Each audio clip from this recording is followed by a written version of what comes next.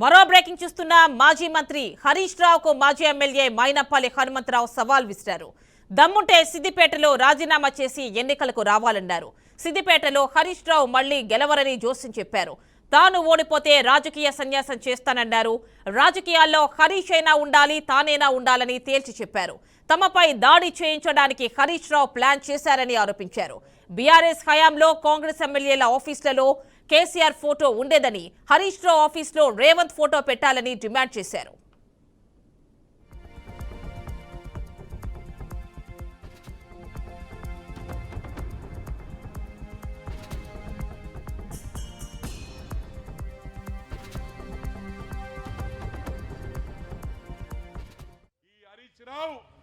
ఈ అరాచక పాలన 40 సంవత్సరాల నుంచి సిద్దిపేటలో కాదు ఒక వెలుగుతా ఉన్నారు.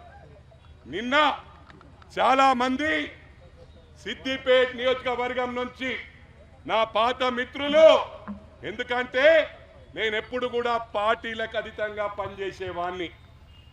టిఆర్ఎస్ పార్టీ వాళ్ళు, అన్ని పార్టీల వాళ్ళు ఫోన్ చేసి, అరే మీరు వెంటనే సిద్దిపేటకు వస్తుండ్రంట, వీళ్ళకు ఆ అంటే ఊ అంటే సిద్దిపేట మీద పడుతున్నారు, కారం పొడి జల్లుండ్రి, రాళ్ళు కొట్టుండ్రి అని చెప్పి హరీష్ రావు చెప్పిండని చెప్పి కార్యకర్తలు చెప్పిండ్రు.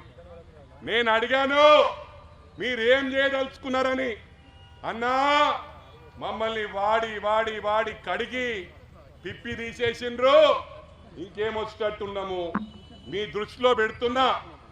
ఒకటి నా విజ్ఞప్తి, ఎవరైనా తెలియక మాలాగా మేము ఏ విధంగానైతే టిఆర్ఎస్ బీఆర్ఎస్ లో బలయ్యామో, మరి ఎవరైనా అమాయక ప్రజలు, అమాయక కార్యకర్తలు వాళ్ళు బలి అవుతారేమో, మీరు జాగ్రత్త పడండి అంటే